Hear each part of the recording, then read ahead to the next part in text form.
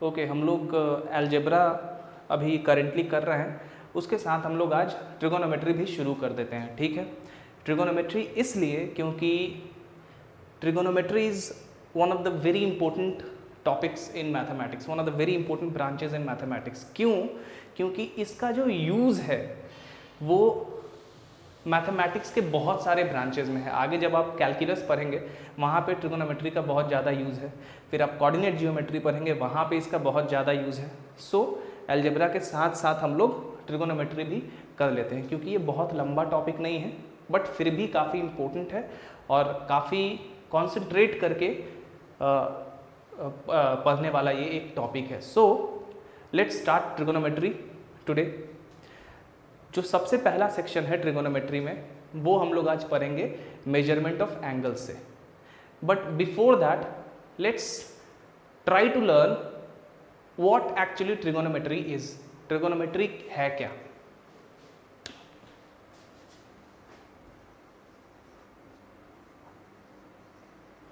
Trigonometry, ठीक है, हिंदी में इसको त्रिकोणमिति कहते हैं। अब ये जो ट्रिगोनोमेट्री है ये एक ग्रीक वर्ड है, ठीक है, ये एक ग्रीक वर्ड है। ये जो है ट्रिग प्लस मेट्रिक से मिलके बना हुआ है। ये दो वर्ड से मिलके ये पूरा ट्रिगोनोमेट्री बना हुआ है। इसका मतलब है ट्रायंगल और इसका मतलब है मेजर। हिंदी में जो ट्रिगोनोमेट्री को कहते हैं वो कहते हैं त्रिकोणमिति। उसका भी यही अर्थ होता है, त्रिकोण, ठीक है, और मिति का मतलब मेजरमेंट, ट्रायंगल मेजरमेंट। तो उससे हमें ये तो पता चल रहा है कि एक्चुअली में ट्रिगोनोमेट्री में हम लोग क्या देखने वाले हैं, ट्रायंगल को मेजर करने वाले हैं बेसिकली, ठीक है। ये इसका ये वर्ड हमें बताता है। बट क्यों ट्रिगोनोमेट्री इतना इम्पोर्टेंट है? ये तो मैंने कह दिया आपसे कि ट्रिगोनोमेट्री जो है आगे आपके बहुत से मैथमेटिक्स के टॉपिक में इसका यूज़ है, बट उसके अलावा इसका जो रियल लाइफ यूज़ है ये बहुत ही एंशिएंट टाइम से इसको मैथमेटिशियंस यूज़ करते आए हैं बहुत सारे फील्ड्स के लिए, जैसे कि एस्ट्रोनॉमिकल मेजरमेंट में या फिर नेविगेशन में। तो इसका बहुत यूज़ केस है ट्रिगोनोमेट्री का रियल लाइफ में भी, ठीक है। So that is one of the reason why trigonometry is one of the most important branches in mathematics. तो इसको बहुत ध्यान से हमें देखना है। चलिए, तो इतना तो आपको पता चल गया कि ट्रिगोनोमेट्री में हम लोग ट्राइंगल को मेजर करते हैं। तो अब इसको डिफाइन करते हैं कि एक्चुअली में ट्रिगोनोमेट्री में हम करते क्या है। तो ट्रिगोनोमेट्री में हम किसी भी ट्राइंगल के एंगल को उसी ट्राइंगल के साइड के साथ रिलेट करते हैं। Trigonometry is that branch of mathematics which is concern with the relationship of the angles of a triangle with the sides of that triangle. Basically क्या होता है ट्रिगोनोमेट्री में कि किसी भी राइट एंगल ट्राइंगल का जो एंगल्स होता है वो इसी ट्राइंगल के साइड्स के रेशियो के साथ रिलेट किया जाता है, ठीक है। और जनरल डेफिनेशन मैंने क्या कहा कि trigonometry is that branch of mathematics which is concerned with the relationship of the angles of that triangle with the sides of that triangle. यहाँ पे मैंने राइट एंगल ट्राइंगल का यूज़ किया, बट जनरल डेफिनेशन में मैंने कहा कि trigonometry math का वो ब्रांच है जो कि किसी ट्राइंगल के एंगल्स को उसी ट्राइंगल के साइड के साथ रिलेट करता है। मैंने सिर्फ ट्राइंगल क्यों कहा यहाँ पे, वो इसलिए क्योंकि मान लीजिए ये एक ट्राइंगल है जो कि राइट एंगल ट्राइंगल डेफिनेटली नहीं है, बट हम लोग इसको राइट एंगल ट्राइंगल में डिवाइड तो कर सकते हैं यहाँ से एक परपेंडिकुलर ड्रॉ करके, ठीक है। तो अब इस ट्राइंगल का जो एंगल होगा और इस ट्राइंगल का जो एंगल होगा उसको हम लोग क्या कर सकते हैं, इन्हीं ट्राइंगल्स के साइड्स के रेशियो के साथ रिलेट कर सकते हैं। इसीलिए ट्रिगोनोमेट्री का जो जनरल डेफिनेशन होता है वो ये होता है कि trigonometry is that branch of mathematics which is concerned with the relationship of the angles of A triangle with the sides of that triangle, ठीक है। बेसिकली या नॉर्मली ज़्यादातर या मोस्ट ऑफ द टाइम्स या यूँ कहें कि हमेशा ट्रिगोनोमेट्री में हम किसी राइट एंगल ट्राइंगल के एंगल्स को उसी राइट एंगल ट्राइंगल्स के साइड्स के रेशियो के साथ रिलेट करते हैं। ठीक है, तो ये हो गया इसका डेफिनेशन। तो ट्रिगोनोमेट्री में हम क्या करेंगे, किसी राइट एंगल ट्राइंगल के एंगल्स को उस ट्राइंगल के साइड के रेशियो के साथ रिलेट करेंगे। इसको हम लोग आगे देखेंगे। The most important thing in trigonometry is measurement of angles. Angle को कैसे मेजर किया जाए, क्योंकि पूरा ट्रिगोनोमेट्री आधारित है आपके एंगल मेजरमेंट पे। हम लोग ये अभी देखने वाले हैं। तो सबसे पहले आज हम लोग देखते हैं कि एंगल्स को किस तरह से मेजर किए जाते हैं, कितने सिस्टम्स बने हुए हैं जिन सिस्टम्स को यूज़ करके हम एंगल्स को मेजर करेंगे। ठीक है, तो आज हमारा मेन टॉपिक जो है वो है मेजरमेंट ऑफ एंगल्स। चलिए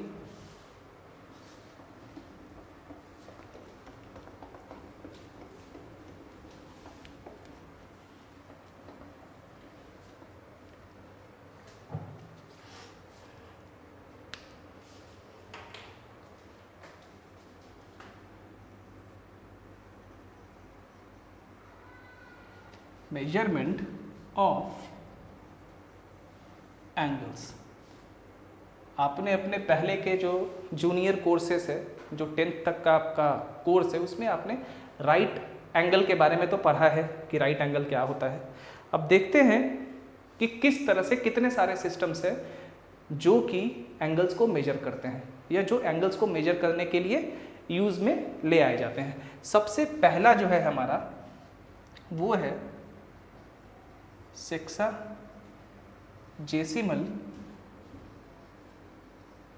सिस्टम ऑफ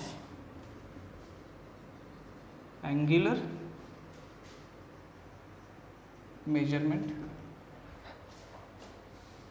दूसरा जो है centesimal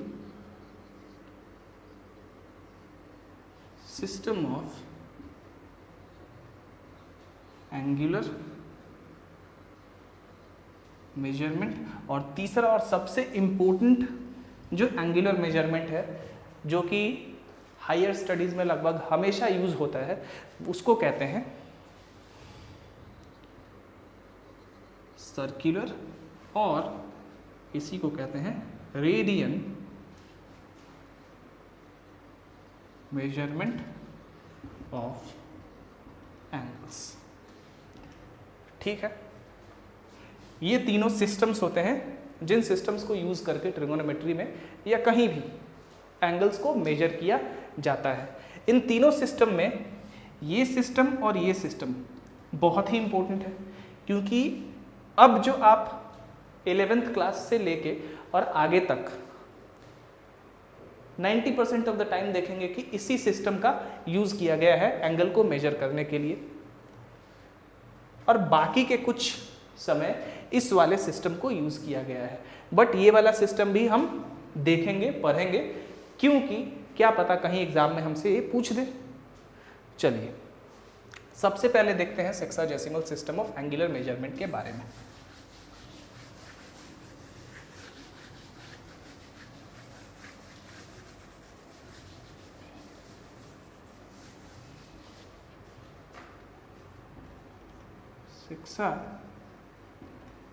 sexagesimal system of angular measurement. अब इस सिस्टम में हम किस तरह से एंगल को मेजर करते हैं। इस सिस्टम में क्या किया जाता है कि एक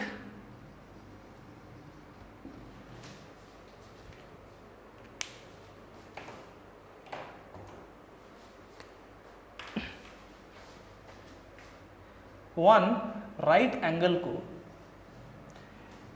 डिवाइड कर दिया जाता है 90 इक्वल पार्ट्स में, उसको कहते हैं 90 डिग्रीज।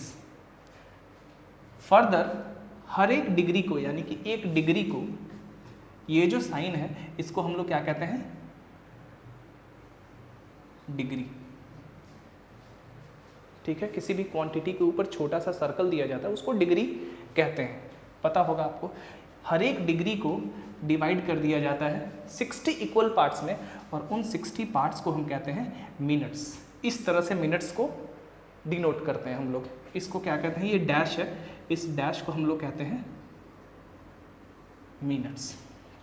उसी तरह हर एक मिनट को 60 इक्वल पार्ट्स में बांटा गया है, जिसको हम कहते हैं सेकेंड्स, यानी कि 60, ये डबल डैश है, इसको कहते हैं सेकेंड। ठीक है। Now this system is called sexagesimal system of angular measurement. Sexagesimal system में क्या किया गया है कि हर एक राइट एंगल को, यानी कि एक राइट एंगल को 90 इक्वल पार्ट्स में बांटा गया है। इसी को कहा गया है 90 degrees. So one right angle is equal to 90 degrees. अब हर एक डिग्री को, यानी कि एक डिग्री को फर्दर 60 इक्वल भागों में बांटा गया है। उस 60 भाग को क्या कहा गया है, मिनट्स, यानी कि 1 degree is equal to 60 minutes, और उसी तरह 1 minute is equal to 60 seconds. ये है आपका sexagesimal system of angular measurement. अब एंशियंट टाइम से, जो एंशियंट बहुत पहले जो टेबल्स, ट्रिगोनोमेट्रिक टेबल्स बने हैं, ट्रिगोनोमेट्रिकल टेबल जो है वो सबसे पहले भारत में बना था। ट्रिगोनोमेट्रिकल जो वैल्यूज़ हैं एंगल्स, जैसे साइन, कोसाइन या टेंजेंट किसी एंगल का, ये सारे के सारे जो वैल्यूज़ है सबसे पहले भारत में पाया गया था। इनका वैल्यू सबसे पहले भारत में कैलकुलेट किया गया था, और ये मेंशन है हर जगह। तो आप देखेंगे कि जो एंशियंट टाइम में वो वैल्यूज़ निकाले गए थे, वो इसी सिस्टम में निकाले गए थे। ठीक है, इसी सिस्टम में वो ज़्यादातर वैल्यूज़ को फाइंड किया गया था, सेक्साजेसिमल सिस्टम में। ठीक है। अब चलिए दूसरा सिस्टम है हमारा सेंटेसिमल सिस्टम। अब लेटली कुछ 19th सेंचुरी के शुरुआत में बहुत सारे साइंटिस्ट्स ने ये सोचा कि ये जो सिस्टम है एंगल मेजरमेंट का, ये थोड़ा सा टफ है। टफ क्यों? क्योंकि इसमें एंगल्स को 90 और 60 भागों में बांटा गया है। तो उन्होंने चीज़ों को और आसान बनाना चाहा। उन्होंने क्या सोचा कि 90 और 60 की जगह क्यों ना हम 100 पार्ट में एंगल्स को बांट दें। और उन्होंने जो सिस्टम उसके बाद डिस्कवर किया, उसी सिस्टम को कहा गया centesimal system of angular measurement. देखिए पहले, फिर उसके बारे में डिस्कस करते हैं आगे।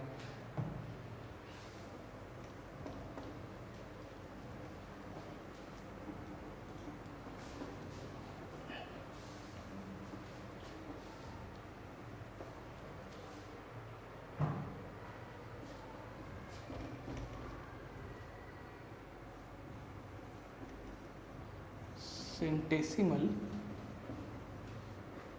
सिस्टम ऑफ एंगुलर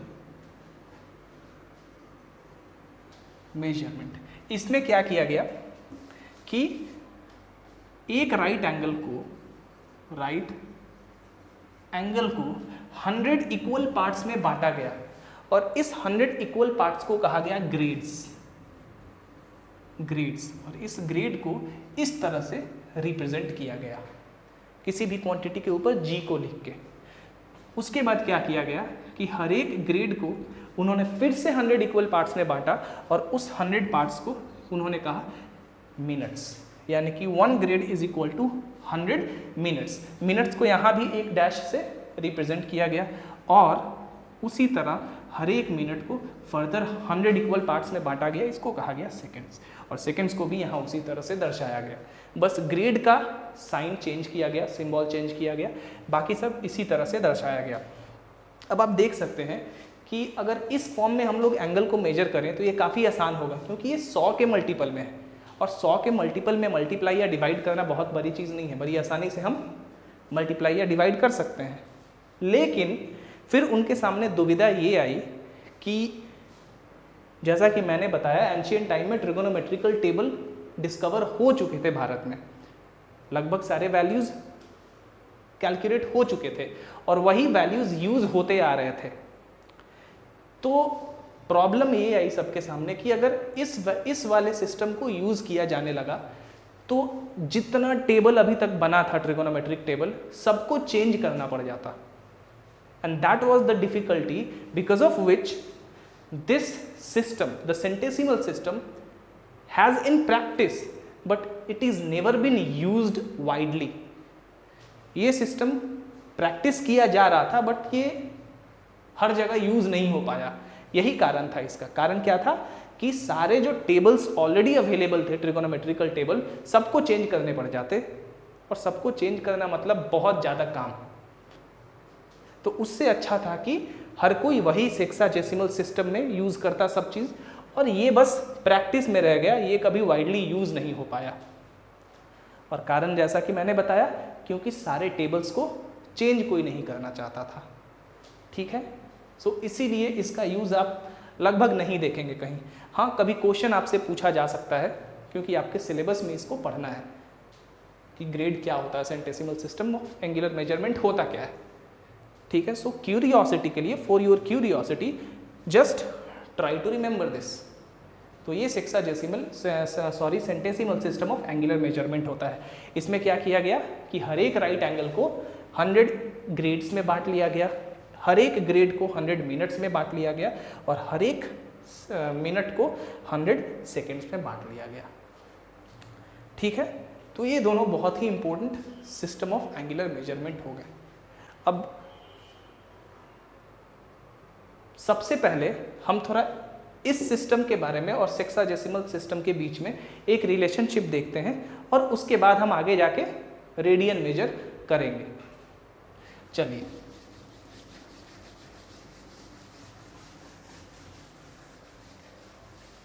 आपसे कभी क्वेश्चन आ सकता है आपके एग्जाम में कि भाई आपको दे दिया गया एंगल सेक्साडेसिमल सिस्टम में, यानी कि डिग्री, सेकंड और मिनट में, और कहा गया है कि उस वाले एंगल को आप ग्रेड, सेकंड और एंगल में, ग्रेड, सेकंड और ग्रेड, मिनट और सेकंड में कन्वर्ट करिए।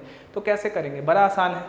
अब ये तो पता है हमें कि 1 right angle equal to 90 degree in sexadecimal system में होता है, और 1 right angle is equal to 100 grade भी तो होता है ना। Therefore 90 degree equal to 100 grade. इसीलिए 1 degree is equal to 10/9 grade, और अगर इसी को थोड़ा चेंज कर दें तो 1 grade is equal to 9/10 degree. So किसी भी एंगल को आपको, अगर किसी भी एंगल जो कि डिग्री में दिया हुआ हो, यानी कि सेक्साडेसिमल सिस्टम में दिया हुआ हो, और कहा जाए कि ग्रेड में चेंज करिए, दैट इज सेंटेसिमल सिस्टम में चेंज करिए, या फिर सिंपल ये समझिए कि किसी भी एंगल को जो डिग्री में दिया हुआ हो उसे अगर कहा जाए कि ग्रेड में चेंज करिए, तो क्या करेंगे? उस एंगल में 10/9 से मल्टीप्लाई कर देंगे, या उसी एंगल का 1/9 जोड़ देंगे। देखिए क्या मतलब, मान लीजिए 36 डिग्री दिया हुआ है। नाउ समवन आस्क्स यू कि कन्वर्ट दिस इनटू ग्रेड्स। क्या करेंगे? आप सिंपल 10/9 से मल्टीप्लाई कर देंगे।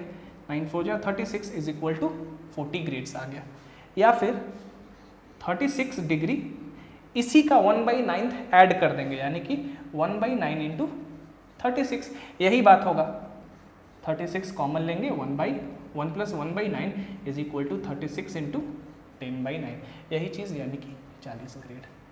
सो किसी भी एंगल को जो डिग्री में दिया हुआ हो, अगर ग्रेड में कन्वर्ट करना हो तो उस एंगल का 1/9 या तो जोड़ दें उस एंगल के साथ, या तो सिंपली, अगर आपको ये कन्वर्जन फैक्टर याद है, तो उस डिग्री वाले एंगल को 10/9 से मल्टीप्लाई कर दें, जो एंगल आएगा वो ग्रेड में आ जाएगा। उसी तरह अगर कोई एंगल ग्रेड में दिया हुआ हो और आपको डिग्री में कन्वर्ट करना हो, तो उस ग्रेड वाले एंगल को 9/10 से मल्टीप्लाई कर दें, या उसी एंगल का 1/10 जोड़ दें। मतलब क्या है? मान लीजिए 40 ग्रेड कहा गया, 40 ग्रेड दिया हुआ और कहा गया कि इसको कन्वर्ट करिए आप किस में? डिग्री में। तो आप सिंपली 9/10 से मल्टीप्लाई कर देंगे। 10 4 जा 40, 9 4 जा 36 डिग्री। सही है? या तो 40 प्लस 40 इंटू 1/10, 40 का 1/10 गिवन एंगल में जोड़ देंगे, तो क्या हो गया? 40 का इसमें 1/10 घटा देंगे, 1/10 इंटू 40। इसमें जोड़ दे रहे थे बट उसमें क्या करना है, हमें घटाना है। ठीक है, इसमें क्या करना है, घटाना है, क्योंकि 9/10 है ना, एक घट गया है, इसीलिए 40 में से 40 का 1/10 इसमें से घटा देना है, नहीं तो इस एंगल में 9/10 से मल्टीप्लाई कर देना है, सिंपल। तो ये हो गया 4 और 40 में से 4 गया तो 36 डिग्री। ठीक है, सो अगर कोई भी एंगल डिग्री में हो उसे ग्रेड में कन्वर्ट करना हो तो जो डिग्री में एंगल दिया हुआ है उसमें क्या करेंगे, 10/9 से मल्टीप्लाई कर देंगे या तो 1/9 उस एंगल का जोड़ देंगे, दोनों में से जो आप याद रख सकते हैं, हालांकि ये याद रखना ज़्यादा आसान होगा। और अगर कोई एंगल ग्रेड में दिया हुआ हो और उसे आपको डिग्री में कन्वर्ट करना हो तो ग्रेड वाले एंगल में 9/10 से मल्टीप्लाई कर देंगे या फिर उसी ग्रेड वाले एंगल में से उसी एंगल का 1/10 घटा देंगे। ठीक है, तो ये हो गया इन दोनों के बीच में रिलेशनशिप। तो अब आपको समझ में आ गया होगा कि किस तरह से हम कन्वर्ट कर सकते हैं एक दूसरे से एंड वाइस वर्सा। चलिए अब आगे बढ़ते हैं। अब क्वेश्चन कभी कभी इस तरह का आता है, आपसे पूछा जाता है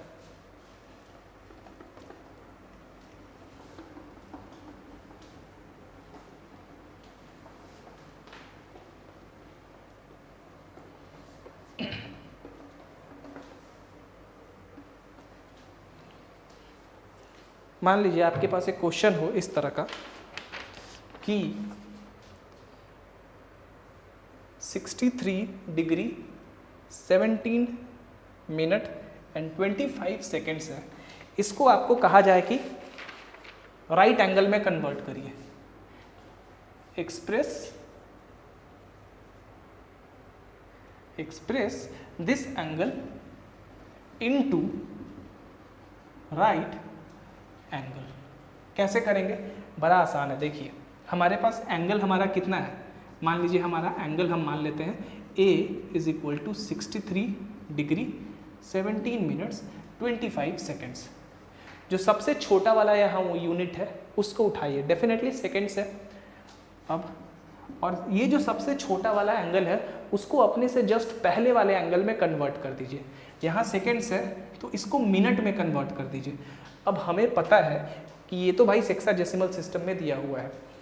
अब सेक्साडेसिमल सिस्टम में 1 राइट एंगल = 90 डिग्री होता था, 1 डिग्री = 60 मिनट होता था और 1 मिनट = 60 सेकेंड होता था।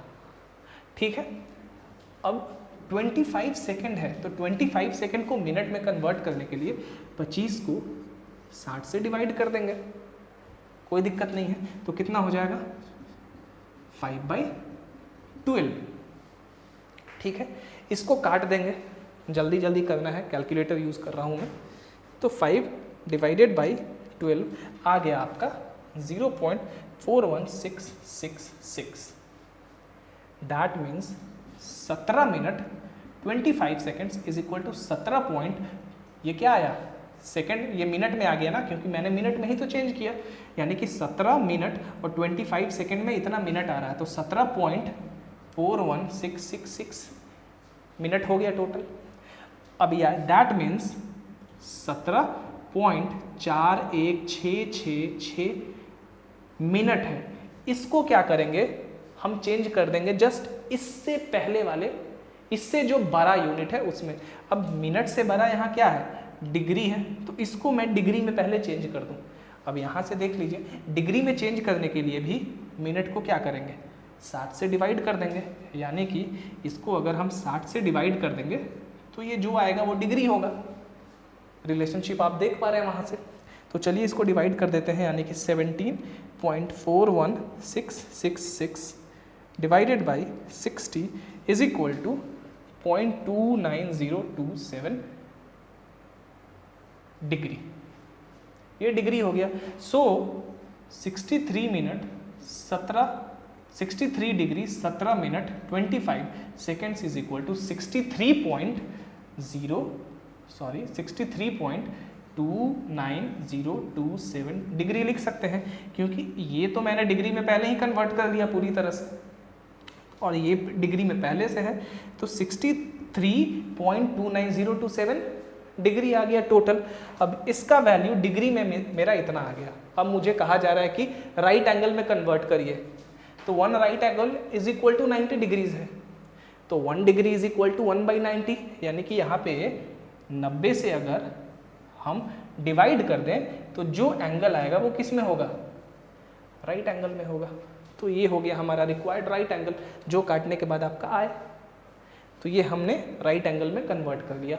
अब आपसे पूछा जा रहा है कि इसी एंगल को आप किस में कन्वर्ट करिए, सेंटेसिमल सिस्टम में। ये तो सेक्साडेसिमल सिस्टम में है, डिग्री, मिनट और सेकंड में, ठीक है, तो ये सेक्साडेसिमल सिस्टम में है। Now we have been asked to convert this angle in sexadecimal system into centesimal system, यानी कि ग्रेड, मिनट और सेकंड में कन्वर्ट करना है हमें। बड़ा आसान है, कोई भी ऐसा कन्वर्शन हो ना, तो सबसे पहले इस पूरे एंगल को आप क्या करिए, राइट एंगल में कन्वर्ट कर दीजिए, जो हमने पहले से करके रखा है। अब हमें कुछ भी नहीं करना है, बड़ा आसान है हमारा। देखिए हमारा राइट एंगल कितना आ गया, ये आ गया। इसको काट लेते हैं, तो काटेंगे तो 63.29027 डिवाइडेड बाई 90 आपका आ गया 0.70322। ये क्या आया, राइट एंगल। अब राइट एंगल और ग्रेड के बीच में क्या रिलेशनशिप होता है, याद करिए। 1 right angle is equal to 100 grade, उसी तरह 1 grade is equal to 100 minute and 1 minute is equal to 100 second. यही तो होता है ना सेंटेसिमल सिस्टम में एंगुलर मेजरमेंट। अब राइट एंगल में है तो भाई एक राइट एंगल में कितना होता है, 100 ग्रेड। तो इसी में अगर मैं 100 से मल्टीप्लाई कर दूं तो ये जो एंगल आएगा वो क्या आएगा, 70.322 ग्रेड, ये टोटल ग्रेड आएगा। दैट मीन्स 70 ग्रेड को एक साथ रखते हैं और बचा कितना हमारे पास, 0.22322 ग्रेड। 70 ग्रेड को हमने रख लिया, 70 ग्रेड को छांट लिया। ये जो एडिशनल 0.322 है इसको हमने अलग यहाँ लिख लिया है, ठीक है। अब इस 0.322 को, चूंकि ये ग्रेड में है, अगर इसे भी मैं 100 से मल्टीप्लाई कर दूं तो जो आएगा वो क्या आएगा हमारा, मिनट में आ जाएगा।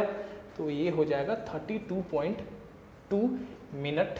तो यहाँ पे लिख दीजिए, जो यहाँ आपका इंटीजर वैल्यू आया है 32, उसको 32 मिनट कर दीजिए और बचा आपका 0.2। अब इस 0.2 को फिर से आप 100 से मल्टीप्लाई कर दीजिएगा, तो जो आएगा वो आपका यहाँ पे 20 सेकेंड्स, ठीक है।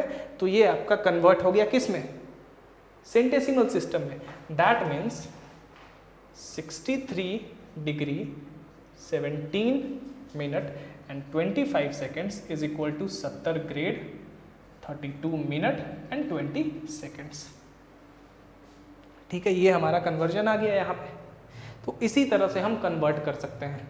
इस तरह के क्वेश्चंस मैं आपको प्रोवाइड करवा दूंगा PDF फॉर्मेट में, आप ढेर सारे प्रॉब्लम्स ऐसे बना लीजिएगा। आई होप आपको समझ में आ गया होगा। आपको बस ये कन्वर्जन याद रखना है, ये सारा और ये सारा, कि सेंटेसिमल सिस्टम में ये होता है, सेक्साडेसिमल सिस्टम में ये होता है। And thereafter you will not found yourself in a difficult situations whenever you solve these kinds of conversion problems, ठीक है। तो इसमें आपको कोई प्रॉब्लम नहीं होने वाली है। अब चलिए आगे बढ़ते हैं।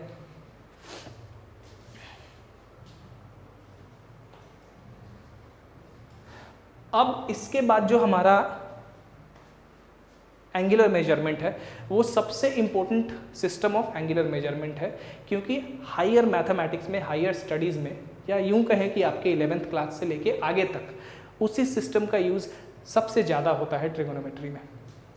इवन इन कैलकुलस और कोऑर्डिनेट ज्योमेट्री इसी सिस्टम का यूज़ सबसे ज़्यादा हम लोग करते हैं, जिसका नाम है सर्कुलर मेजरमेंट ऑफ एंगल्स, और इसी सर्कुलर मेजरमेंट को रेडियल मेजर ऑफ एंगल्स भी कहा जाता है।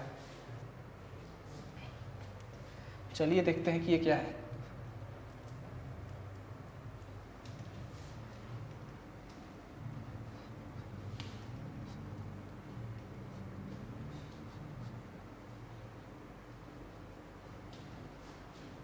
अगर इसमें कोई दिक्कत हुई हो तो आप दोबारा पूछ सकते हैं कमेंट करके, मैं फिर से आपको बता दूंगा ये, ठीक है, स्टेप बाय स्टेप।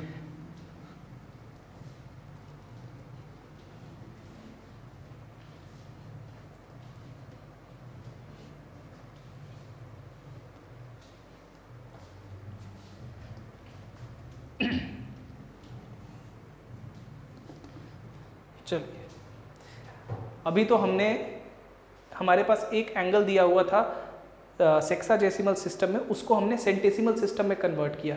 उसी तरह आपको सेंटेसिमल सिस्टम में एंगल दिया जा सकता है और कहा जा सकता है कि आप उसको सेक्साडेसिमल सिस्टम में कन्वर्ट करें। कोई दिक्कत वहाँ भी नहीं होनी चाहिए, सारा कैलकुलेशन यही है। बट जो कन्वर्जन फैक्टर है आपका क्या यूज़ करना है ये याद रखना है। अगर सेंटेसिमल से सेक्साडेसिमल में कन्वर्ट करना है तो आपको कन्वर्जन फैक्टर यानी कि जो रिलेशनशिप है कि सेक्साडेसिमल सिस्टम में 1 right angle is equal to 90 degree होता है, 1 degree is equal to 60 minute होता है और 1 minute is equal to 60 seconds होता है। उसी तरह centesimal system of angular measurement में 1 right angle is equal to 100 grade, 1 grade is equal to 100 minutes and 1 minute is equal to 100 seconds. ये conversion factors अब अगर आपको याद है तो आप सेंटेसिमल से क्या कहते हैं सेक्साडेसिमल में एंड वाइस वर्सा, यानी कि सेक्साडेसिमल से सेंटेसिमल में आसानी से कन्वर्ट कर सकते हैं, कोई आपको दिक्कत नहीं होने वाली है, ठीक है। अब चलिए हम लोग देखते हैं सर्कुलर, और इसी को कहा जाता है रेडियन मेजर ऑफ एंगल्स, ठीक है। क्या कहा जाता है? Radian measure of angles. देखिए, मान लीजिए आपके पास एक सर्कल है, ठीक है, ये आपका एक सर्कल है जिसका सेंटर है ये O, ये आपका रेडियस है OA। मान लीजिए कि हम एक आर्क बनाते हैं AP, यानी कि यहाँ से यहाँ तक, और ये आर्क इस तरह से बना रहे हैं कि जो इस आर्क AP का लेंथ है वो किसके बराबर है? रेडियस के बराबर। ये और ये रेडियस है तो ये भी आर्क का लेंथ रेडियस है। इस केस में जो ये एंगल बनेगा यानी कि एंगल AOP, इसी को कहा जाएगा रेडियन, रेडियन यानी कि एक रेडियन। इसको 1C से रिप्रेजेंट करते हैं, ये C रिप्रेजेंट करता है रेडियन को,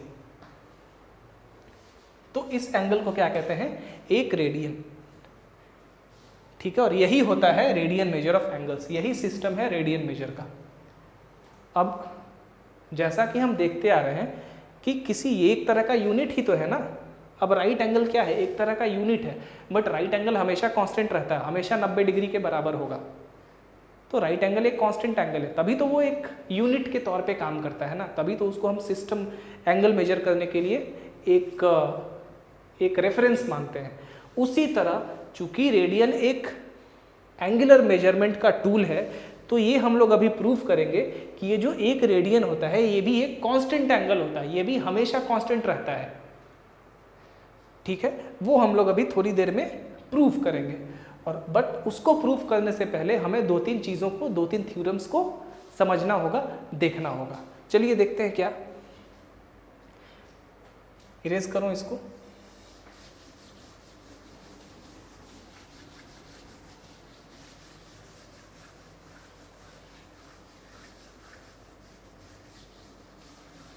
अब सबसे पहले तो एक थ्योरम ये है कि किसी भी सर्कल का सरकमफेरेंस और उस सर्कल का जो डायमीटर का रेशियो होता है वो हमेशा कांस्टेंट होता है। और सबसे पहले हमें इस चीज को प्रूफ करना होगा। The ratio of the circumference of a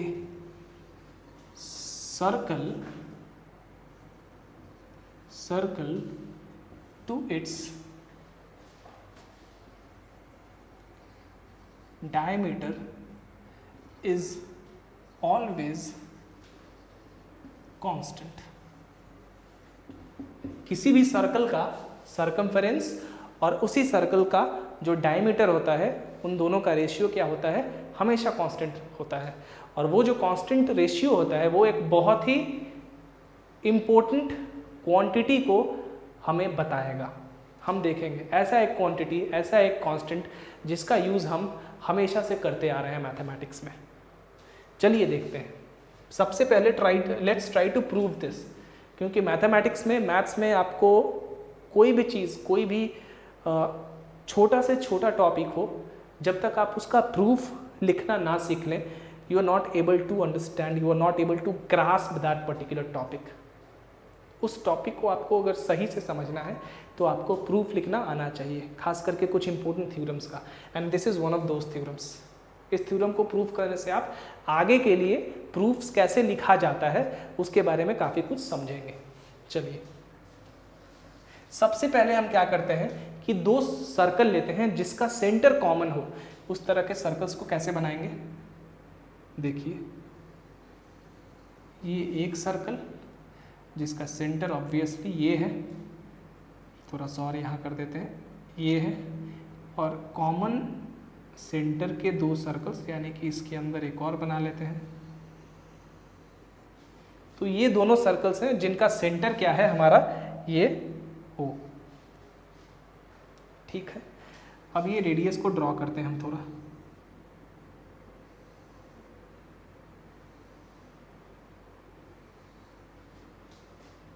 A B C D, A B C D। ठीक है, मान लेते हैं कि हमारे पास दो सर्कल है। ठीक है, हमने यहाँ पे अज्यूम कर लिया कि हमारे पास दो सर्कल है जिसका सेंटर क्या है, कॉमन है। तो दोनों सर्कल का सेंटर O है। नाउ इसका प्रूफ लिखते हैं हम। In the larger circle, in the larger circle, inscribe a regular polygon of n sides। ठीक है, पॉलीगॉन मतलब स्ट्रेट लाइन से बना हुआ फिगर, स्ट्रेट लाइन से बना हुआ क्लोज्ड फिगर। याद रखिएगा ये भी चीज़, पॉलीगॉन का मतलब होता है स्ट्रेट लाइन से बना हुआ क्लोज्ड फिगर, जैसे कि ट्राइंगल, रेक्टेंगल, स्क्वायर, हेक्सागन, इस तरह से। चलिए, तो हम बड़े वाले सर्कल में एक ऐसा रेगुलर पॉलीगॉन इंसर्ट करते हैं जिसके नंबर ऑफ साइड्स हैं n। n can be anything, any number. Now अब रेगुलर कहा गया है, रेगुलर का मतलब ऐसा एक पॉलीगॉन जिसके साइड्स और एंगल दोनों इक्वल हैं। जैसे कि मान लीजिए कि एक हमारा ये रेगुलर पॉलीगॉन है, तो ये सारे साइड इसके बराबर होने चाहिए और ये सारे एंगल भी बराबर होने चाहिए। ठीक है, तो यहाँ पे n साइड का एक रेगुलर पॉलीगॉन हमने बड़े वाले सर्कल में इंसर्ट किया। n sides A B C D and so on, ये सारे के सारे साइड है, A B B C C D ऐसे करके, ये सारे के सारे साइड्स हैं उस रेगुलर पॉलीगॉन के। अब मान लेते हैं कि ये जो लाइंस हैं, ये जो रेडियस है, ये स्ट्रेट लाइन है, ए को ज्वाइन कर रहा है, ये स्ट्रेट लाइन बी को ज्वाइन कर रहा है। तो उसी दौरान ये जो स्ट्रेट लाइन है छोटे वाले सर्कल को ए पे काट रहा है, उसी तरह ये वाला बी पे काट रहा है, ये स्ट्रेट लाइन सी पे काट रहा है, और उसी तरह काटते जा रहा है यहाँ डी पे एंड सो ऑन। तो जियोमेट्री अगर इसका देखें तो हम साफ साफ ये पता कर सकते हैं कि A B C D and so on, ये सारे के सारे क्या है, अगर हम इस ए बी को ज्वाइन कर दें, इस बी सी को ज्वाइन कर दें, समझिए स्ट्रेट लाइन में ज्वाइन कर रहा हूँ, स्ट्रेट लाइन में, तो ये ए बी को ज्वाइन कर दें, बी सी को ज्वाइन कर दें, तो सी डी को ज्वाइन कर दें एंड सो ऑन, इसी तरह ज्वाइन करते जाएं, तो A B C D and सारे के सारे ये भी तो एक रेगुलर पॉलीगॉन बनेंगे जो हमने छोटे वाले सर्कल में इंस्क्राइब कर दिया है कि नहीं है। ज्योमेट्री तो हमें यही, इसका सिमेट्री तो हमें यही बता रहा है क्योंकि ये स्ट्रेट लाइन है, ये ए को टच कर रहा है, यानी कि इस वाले पॉलीगॉन के एक साइड को, एक पॉइंट को, और यही लाइन यहाँ पे टच कर रहा है। उसी तरह ये यहाँ पे, यानी कि इन दोनों को अगर ज्वाइन कर दें तो एक साइड बना, उसी तरह इसको ज्वाइन करें तो एक और साइड बना, एंड सो ऑन। तो जो A B C D and so on, ये क्या हुए? These are the sides of a regular polygon that we have inscribed in the smaller circle by geometry A, B, C, D and so on is a regular polygon of n sides inscribed in the smaller circle है। चलिए अब जरा ध्यान दीजिए, बस इस वाले figure में इसको हम लोग इस तरह से बनाते हैं, इसको इस तरह से बनाते हैं, ओ ए बी और ए बी, ठीक है। ये हमने यहाँ से ब्रेक किया और इसका एक बड़ा मैक्रोस्कोपिक व्यू हमने यहाँ पे बनाया।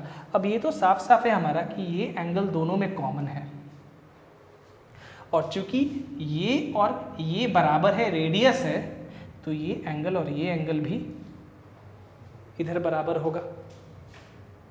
ये और ये एंगल इसके बराबर, ये एंगल इसके बराबर, क्योंकि ये और ये पैरेलल होगा।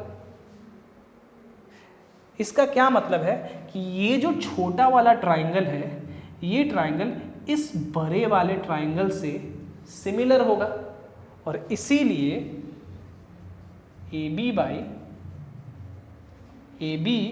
By small ab is equal to OA by, similarity में आपको पता है क्या होता है, दो ट्राइंगल के कॉरेस्पॉन्डिंग साइड्स का रेशियो बराबर होता है, तो ये होगा, ठीक है। अब चलिए, अब क्या करते हैं हम लोग, पहले इस रिलेशन को हमने लिख लेते हैं। तो ये रिलेशन यहाँ से आपको याद रखना है कि ये रिलेशन हमने निकाल लिया है, AB by AB is equal to OA by OA। ये रिलेशनशिप तो आपको पता चल गया। अब इसको मैं इरेज कर देता हूँ जगह बनाने के लिए, या थोड़ा सा जगह तो अभी यहाँ पे है, यहीं पे है, चलिए ठीक है। अब बड़े वाले पॉलीगॉन को देखिए, ABCD को। अब किसी भी पॉलीगॉन का जो पेरीमीटर होता है वो क्या होता है, सम ऑफ साइड लेंथ्स, ठीक है। तो इसका जो साइड लेंथ का सम होगा वो कितना होगा, AB plus BC plus CD and so on. But ये सारे AB BC CD ये सारे के सारे तो बराबर हैं, क्योंकि रेगुलर पॉलीगॉन है ना, तो साइड तो बराबर होगा। तो ये भी AB प्लस ये भी AB प्लस ये भी AB and so on too, कितने नंबर ऑफ साइड्स है, n है, 2n। इसको लिख सकते हैं n डॉट AB। उसी तरह अगर छोटे वाले पॉलीगॉन को भी देखें तो ये n डॉट AB हो जाएगा। सो ये हो गया बड़े वाले रेगुलर पॉलीगॉन का पेरीमीटर, और ये वाला छोटे वाले रेगुलर पॉलीगॉन का पेरीमीटर। अब चलिए आगे बढ़ते हैं थोड़ा।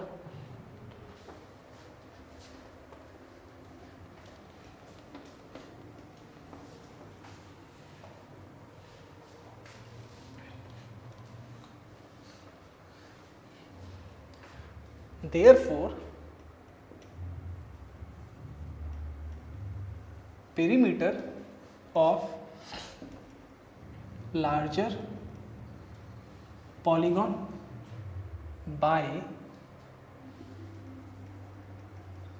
perimeter of smaller polygon is equal to larger polygon कितना निकला, n डॉट AB, और smaller polygon n dot AB, ठीक है। n कट गया, AB बाई AB। अब AB बाई AB कितना आया हुआ है, OA बाई OA। ओ ए बड़े वाले सर्कल का रेडियस है ये कैपिटल ए के साथ, और ये स्मॉल ए के साथ ओ ए जो है ये छोटे वाले सर्कल का रेडियस है। ये तो हम साफ साफ देख सकते हैं। नाउ इसको इरेज कर रहा हूं मैं। अभी एक यहाँ से बहुत ही क्लियर चीज़ हमें पता चल रही है और इम्पोर्टेंट चीज़, कि ये जो रिलेशनशिप है ये पॉलीगॉन में कितना साइड है उस पर तो डिपेंड ही नहीं कर रहा है, क्योंकि एन तो जो कट गया है, जब नंबर साइड का नंबर ही कट गया तो ये कितना भी साइड हो यही रिलेशनशिप आएगा। So this particular relationship does not depend on the number of sides of the polygons. लिख देता हूं ताकि बाद में आप भूलें नहीं। This relationship does not depend on the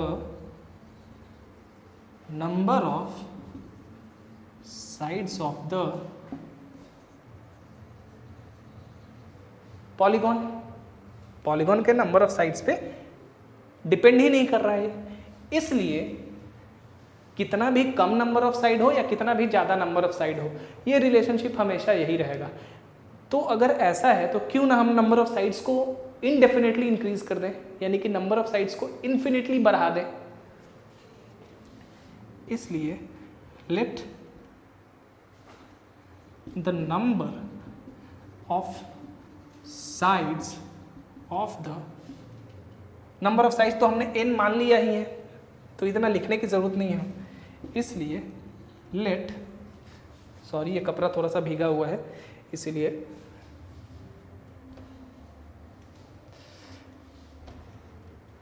therefore let n is indefinitely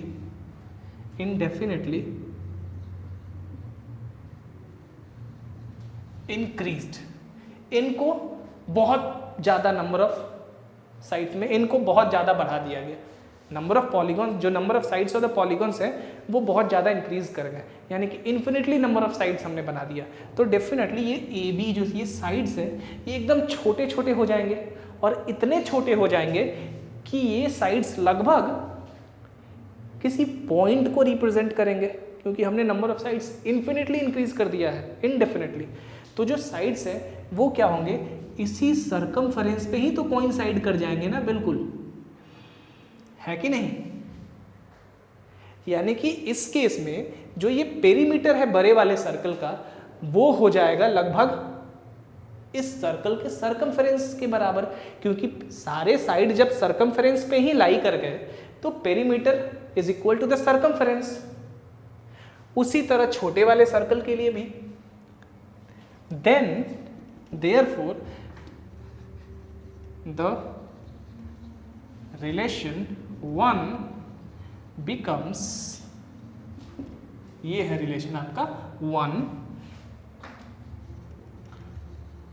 circumference of larger circle divided by circumference of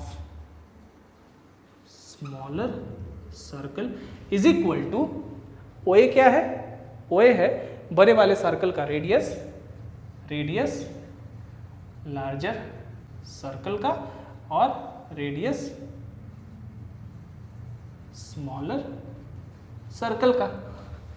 इसी को थोड़ा सा और सही से लिखें सजा के तो ये हो जाएगा circumference of larger circle divided by, ये नीचे ले आते हैं, radius of larger circle is equal to,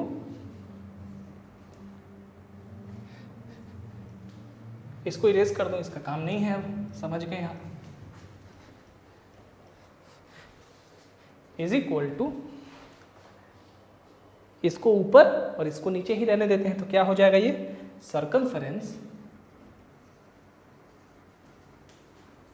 circumference of smaller circle divided by radius of smaller circle. अब ये भी साफ है कि ये जो रिलेशनशिप है ये आपका क्या सर्कल के साइज पे डिपेंड कर रहा है, क्योंकि यहाँ भाई किसी लार्जर सर्कल का सर्कमफेरेंस है, सर्कमफेरेंस लार्जर सर्कल का ही है और उसी लार्जर सर्कल का रेडियस है, इन दोनों का रेशियो, और यहाँ पे किसी स्मॉलर सर्कल का सर्कमफेरेंस है और उसी स्मॉलर सर्कल का रेडियस है। यानी कि किसी लार्जर सर्कल का सर्कमफेरेंस और उसी लार्जर सर्कल का रेडियस बराबर है किसी स्मॉलर सर्कल के सर्कमफेरेंस और उसी स्मॉलर सर्कल के रेडियस के रेशियो के बराबर है। दैट मीन्स ये रिलेशनशिप सर्कल के साइज पे डिपेंड नहीं कर रहा है, सर्कल बड़ा हो छोटा हो, ये रेशियो जो है हमेशा बराबर होगा। सो इसको इरेज कर दो।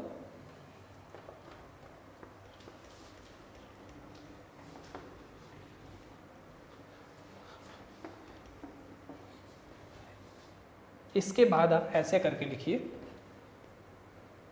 कि because this relationship does not in any way depends on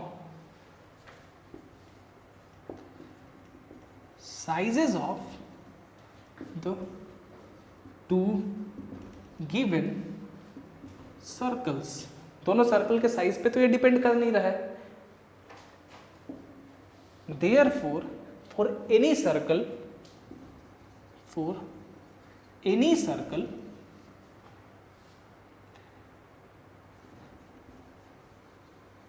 circumference of any circle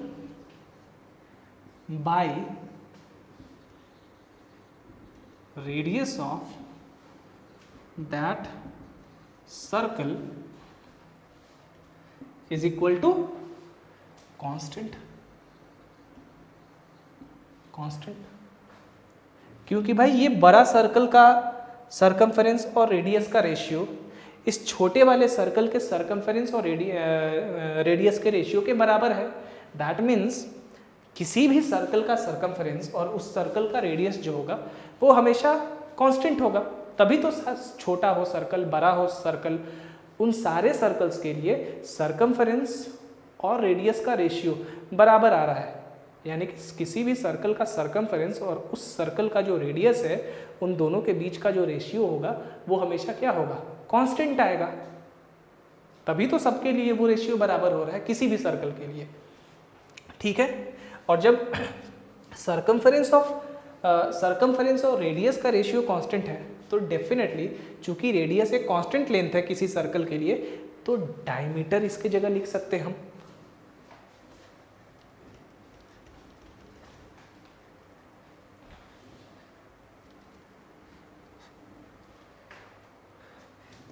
Therefore,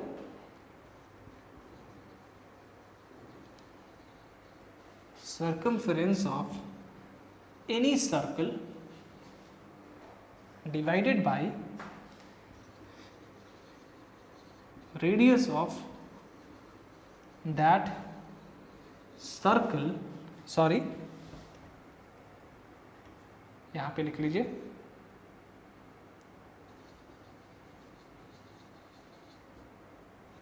diameter of that circle is a constant quantity। ठीक है, और इसी रेशियो को, इसी सर्कमफेरेंस और डायमीटर के रेशियो को कहते हैं पाई, जिसके बारे में आपने सुना होगा। और इसी की बात मैं कर रहा था कि इस थ्योरम से हमें एक बहुत ही इंपॉर्टेंट कांस्टेंट के बारे में पता चलेगा। दिस इज दैट कांस्टेंट पाई।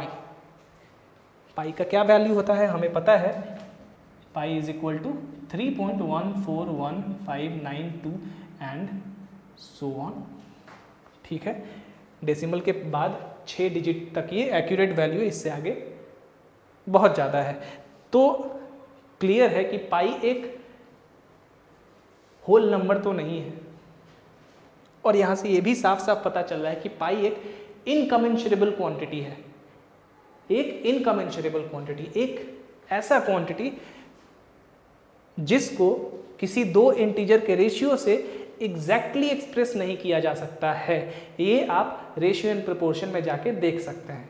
मैंने बताया था कॉमेंशरेबल एंड इनकॉमेंशरेबल क्वांटिटीज के बारे में, वही चीज़ है। Pi is an incommensurable quantity. ठीक है, एंड पाई का ये 6 अंक तक, डेसिमल के बाद 6 डिजिट तक एक्यूरेट वैल्यू है। नॉर्मली बहुत जगह पाई को 22/7 लेके हम लोग क्वेश्चन को सॉल्व करते हैं। उसी तरह 1/पाई का वैल्यू भी आपको याद होना चाहिए। ये होता है 0.3183 एंड सो ऑन। आप यहाँ इतना याद रख सकते हैं, 0.3183। ठीक है, सो पाई जो कांस्टेंट होता है वो क्या होता है, किसी सर्कल का सरकमफेरेंस और उसके डायमीटर का रेशियो। किसी भी सर्कल का सरकमफेरेंस और उसके डायमीटर का जो रेशियो होता है वो हमेशा कितना आता है, पाई के बराबर आता है। चलिए ओके, अब एक अंतिम चीज आज के क्लास में हम लोग देख लेते हैं। ये प्रूव करते हैं कि जो रेडियन है, एक रेडियन वो एक कांस्टेंट एंगल है। उसके बाद बाकी नेक्स्ट क्लास में करेंगे। चलिए, प्रूफ हो गया, यहाँ पे प्रूफ आपका कंप्लीट हो गया। चलिए,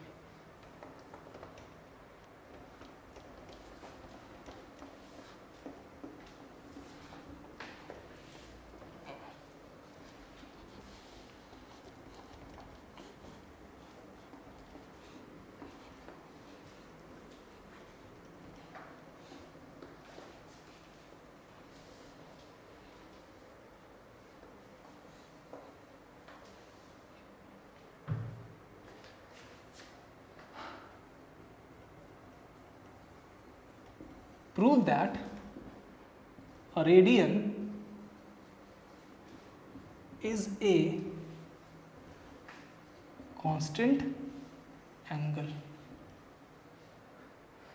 इसको प्रूफ करने के लिए हम एक सर्कल लेंगे।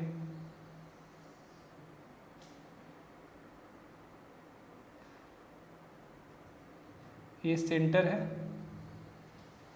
ओ ए सी और ये राइट एंगल है। ठीक है, ये क्या है, ओ सी इस पे परपेंडिकुलर है।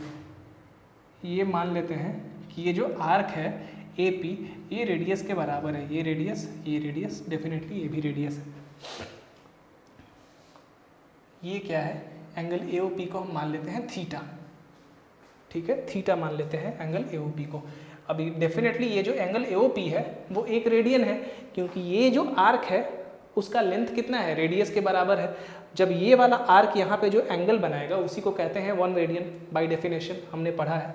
अब देखते हैं, अब चूंकि ये परपेंडिकुलर है तो आर्क AC कितना होगा। अब हमने अभी पढ़ा कि circumference by diameter is equal to pi. ठीक है, अब सरकमफेरेंस, डायमीटर तो 2 इंटू आर के बराबर होता है किसी सर्कल के लिए। यहाँ पे आर कैपिटल है तो यहाँ पे कैपिटल आर लिख देते हैं, is equal to pi. So circumference is equal to 2 pi r. ये होता भी है, सर्कल का सरकमफेरेंस कितना होता है, 2 पाई आर, इसी से वो भी आता है। अब चलिए, अब पूरे सरकमफेरेंस का लेंथ है 2 पाई आर, तो ये तो 1/4 है ना। AC जो है हमने मान लिया कि AC जो है, let AC is equal to 1/4 of circumference. AC जो आर्क AC है उसका लेंथ है 1/4 ऑफ सरकमफेरेंस, तो इसमें 1/4 से हम मल्टीप्लाई कर देंगे। यहीं पे देख लेते हैं, 1/4 इंटू सरकमफेरेंस कितना है, 2 पाई आर। 2 से 2 बार में कट गया, यानी कि पाई r/2। ठीक है, और ये राइट एंगल है, याद रखिएगा। ये कितना है, राइट एंगल है। अब देखिए, अब एक जियोमेट्री में आपने सर्कल में एक थ्योरम पढ़ा होगा कि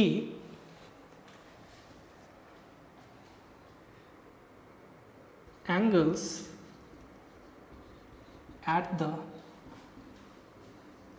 centre of any circle are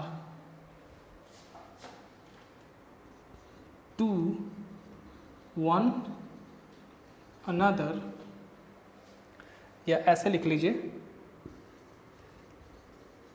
the ratio, नहीं इसी तरह लिखिए, angles at the centre of any circle are to one another as the arcs on which they stand.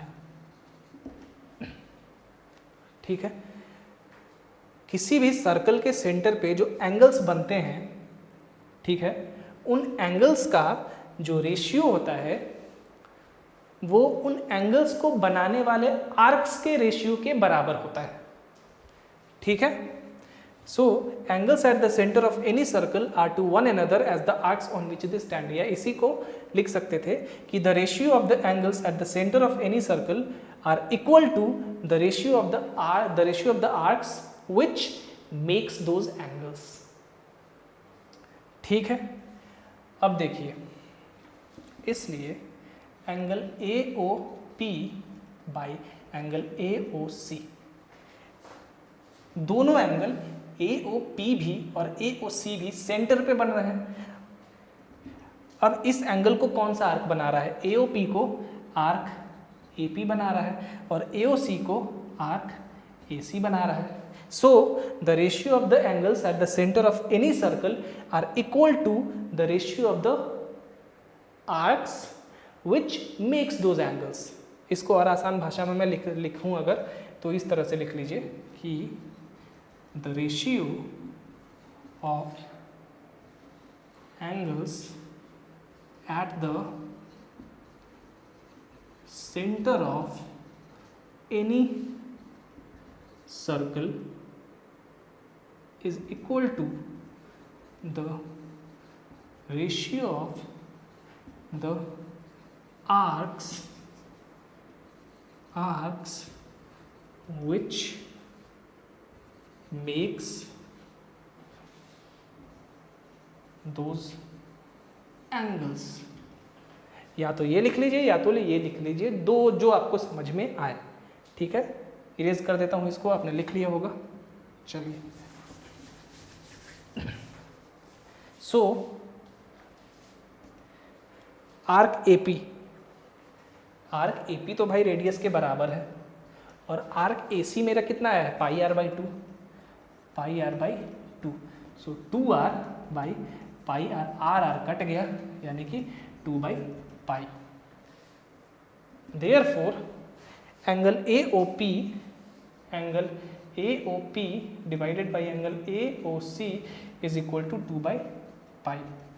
Angle AOP क्या है, थीटा, यानी कि 1 रेडियन, और रेडियन इज इक्वल टू, ये उधर मल्टीप्लाई हो जाएगा, और एंगल AOC क्या है, एक राइट एंगल है, तो 2 by pi into A right angle, that implies a radian, एक रेडियन, याद रखिएगा ये एक रेडियन है, इसीलिए अ रेडियन बार बार कह रहा हूँ, is equal to 2 by pi into right angle कितना होता है, एक राइट एंगल बराबर 90 डिग्री, तो डिग्री के फॉर्म में इसको लिख लीजिए, is equal to 180 by pi degrees.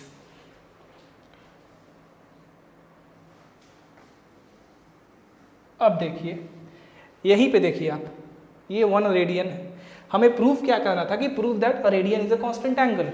Now 1 radian is equal to 2 by pi into a right angle. अब पाई तो हमने जस्ट अभी प्रूफ किया कि एक कांस्टेंट क्वांटिटी है, 2 एक नंबर है तो ऑब्वियसली एक कांस्टेंट है, और राइट एंगल हमें पता है कि एक कांस्टेंट एंगल है, हमेशा 90 डिग्री के बराबर होता है। तो जब ये सारे के सारे कांस्टेंट है तो एक रेडियन भी क्या हुआ, कांस्टेंट ही तो हुआ ना। So we have already proved this that a radian is a constant angle, and therefore it can be used as a system of angular measurement। और इसी को जब राइट एंगल का वैल्यू यहाँ दिया तो 1 रेडियन में आ गया 180/पाई डिग्रीज। ठीक है, चलिए ये बहुत ही इंपॉर्टेंट रिलेशनशिप है।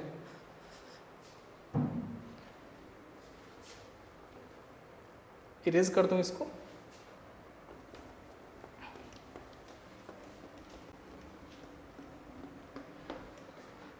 सो 1 रेडियन यानी कि इस तरह से रिप्रेजेंट करते हैं इसको, इज इक्वल टू कितना आ गया 180 डिग्री बाई पाई।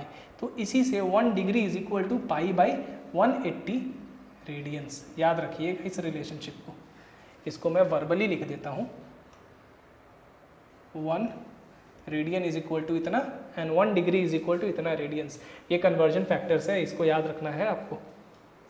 ठीक है, सो आज के लिए इतना ही, देख लीजिए इसको, दैट्स इट, क्योंकि फिर काफ़ी लंबा हो जाएगा क्लास। सो आज के लिए इतना ही। नेक्स्ट क्लास में इससे रिलेटेड कुछ प्रॉब्लम्स करेंगे छोटे छोटे, और इस चैप्टर को ख़त्म करने के बाद नेक्स्ट क्लास में ही हम लोग ट्रिगोनोमेट्री के नेक्स्ट क्लास में हम लोग इंट्रोड्यूस कर देंगे ट्रिगोनोमेट्रिकल रेशियोज, जहाँ की हम लोग साइन कोसाइन और ये सब चीज़ पढ़ेंगे। So that's it for today. I hope you understand everything. Thank you.